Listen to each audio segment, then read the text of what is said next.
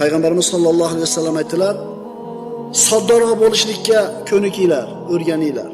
Yeyishda, kiyishda, turmush tarzida to'poriroq bo'linglar bizning tilda. Borini ye, borini kiyib ketaveradigan bo'linglar. Chunki ne'matlar doim bir xil bo'la olmaydi."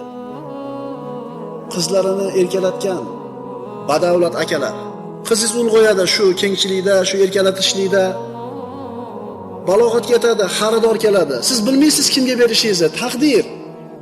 Qo'li kaltaroq bo'lgan odamni qizning qo'liga berasiz. Sizning yuzda ko'rib taltayishlik, sizning yuzdagi kengchilikni topa olmaydi. Natijada nima bo'ladi? Turmushlar buzilib ketadi. Kuyov bolanidagi sharoit otasinikidagidek emas ekan. Qulayliklarni qilib bera olmabdi.